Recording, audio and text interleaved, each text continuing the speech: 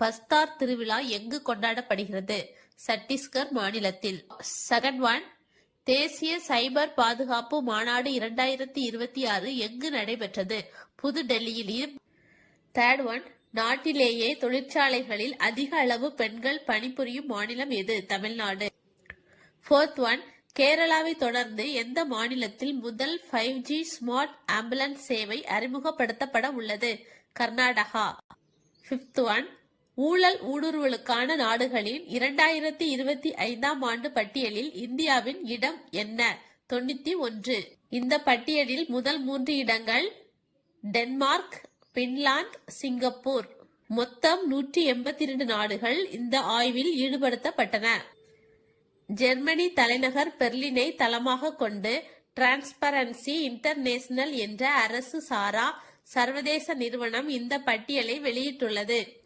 Sixth one, பாதுகாப்பான இணைய தினம் பிப்ரவரி 10, 2026. இதன் கருப்பொருள் smart tech safe choices exploring the safe and responsible use of AI. Seventh one, அறிவியலில் பெண்கள் மற்றும் சிறுமிகளுக்கான சர்வதேச தினம் பிப்ரவரி 11, 2026. இதன் கருப்பொருள் from vision to impact redefining STEM by closing the gender gap. Eighth one, India எந்த இரு நாட்டுடன் சமூக பாதுகாப்பு ஒப்பந்தத்தில் கையெழுத்திட்டுள்ளது? இங்கிலாந்து மற்றும் வடக்கு அயர்லாந்து. நைன்த் ஒன், இனி அரசு நிகழ்ச்சிகளில் தேசிய கீதத்திற்கு முன்னதாக வந்தே மாதரம் பாடலையும் கட்டாயம் பாட வேண்டும் என மத்திய உள்துறை அமைச்சகம் உத்தரவிட்டுள்ளது. 10th ஒன், தாய்லாந்து மாஸ்டர்ஸ் 2026 போட்டியில் தனது முதல் பேட்மிண்டன் உலக கூட்டமைப்பு சூப்பர் 300 பட்டத்தை வென்ற வீராங்கனை யார்? தேவிகா சிகாக், ஹரியானா மாநிலத்தைச் சேர்ந்தவர். 11th ஒன், எதி கோலி துதி பதா திட்டம் எந்த மாநிலம் அறிமுகப்படுத்தி உள்ளது? அசாம் மாநிலம்.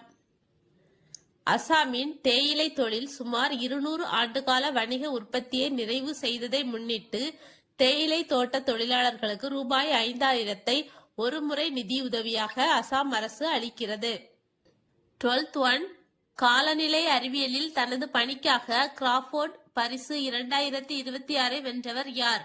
காலநிலை விஞ்ஞானி வீரபத்ரன் ராமநாதன். இவர் இந்திய வம்சாவளியைச் சேர்ந்தவர். இந்த விருது புவி அறிவியலுக்கான நோபல் பரிசு எனவும் அழைக்கப்படுகிறது. இவர் காலநிலை மாற்றத்தில் குளோரோஃபுளோரோ கார்பன்கள் மற்றும் பிற மாசுபடுத்திகளின் பங்கை கண்டுபிடித்தார்.